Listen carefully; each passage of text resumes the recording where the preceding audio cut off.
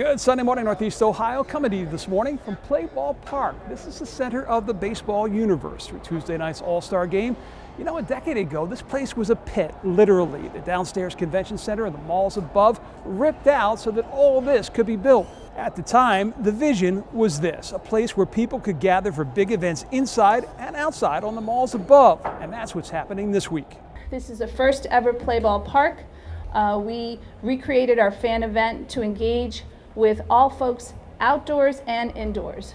You might not have tickets to get into Progressive Field Monday or Tuesday, but this is something you can do to be around the action, both on the cheap and a little more in depth for a few bucks. The outside activities on the malls are free and open to all to take in from 10 to 8 Friday through Monday and 10 to 6 on Tuesday.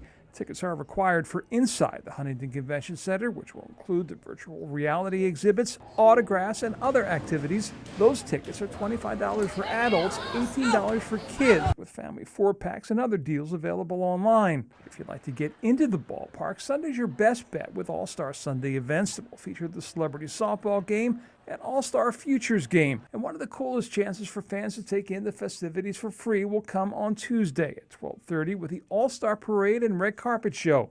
The parade, featuring all the 2019 All-Stars, will kick off at Lakeside Avenue and West Mall Drive, head east past City Hall, make a right on East 9th Street before heading down to the right field gate, where they will walk the red carpet into Progressive Field.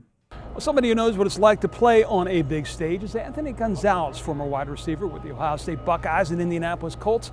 He recently traded one spotlight in for another, elected to Congress last fall from the 16th Congressional District here in Ohio. As he approaches the quarter pole mark of his first term in office, we had a chance to sit down, look forward, and look back. How's it going for you?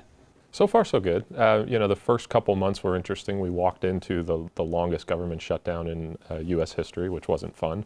But now that we're through there, we've got the offices up and running, and the constituent side's been fantastic, doing a lot of great work with veterans in the area and things of that nature. And then in Congress, we've started to make some headway on some really important bills for Northeast Ohio. I heard the story once of a congressman who got into Congress and he looked around and his first reaction was, how did I get here? And then after a month or two, he looked around and thought to himself, how did they get here? Any big adjustments for you? You know, the biggest adjustments are personal. So my wife and I have a 14-month-old son who was born in the midst of our campaign. And so the personal side is probably the biggest adjustment. And then losing all free time. But that's what you signed up for. And again, it's the honor of a lifetime to have the opportunity to represent your hometown. And so, we're taking it all in stride and enjoying the process. Looking ahead to 2020, what role do you think Ohio will play in the presidential election? We were always the bellwether in the past. A little bit different this year because it's looking more and more like a red state. I think, so I don't agree with the whole, we're a red state now. Look, like Ohio has been a swing state my entire life. I think that's probably true. One of the things I love about Ohio, frankly, is I can meet somebody on the street and have no idea where they are politically. That's not the case if you're in, California or New York or something like that. Odds are you know exactly where the person is on politics. And so in Ohio, you really have to advance policies that are going to help people's day-to-day lives. You have to do things that are going to bring down the cost of health care. You're going to have to do things that are going to increase wages, decrease unemployment, right, raise GDP. If you don't have plans for that, you're not going to win. The All-Star Game highlights a lot of the traditions of baseball, one of which is the hope of little kids everywhere to get the autographs of some of their favorite players. I know, I was one of those kids. But of all the autographs that I got when I was a kid, there is one that stands out. Growing up in the pre-internet era, my friends and I would often write to our baseball heroes in the hopes of landing a coveted autograph. What we quickly found was the treasures lied not with the busy modern players, but the retired greats. And so it was with excitement one day I came across an address for Satchel Page. Page signed with the Indians in 1948 from the Negro Leagues as a 42-year-old rookie. He would go 6-1 down the stretch that year that ended with the Indians winning the World Series. I sent a letter off to Page in February of 1982, along with a picture of a baseball card that I cut out of a magazine and a simple piece of paper for him to sign, and I waited patiently like a fisherman with a line in the water. And one day around 4 months later, I heard on the news the great Satchel Page had passed away. My line had broke. This one got away.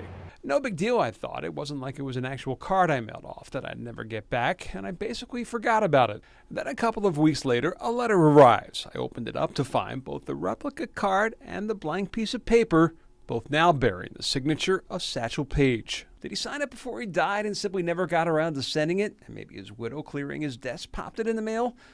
To this day, I don't know the answer, and the reality is I have never needed to know.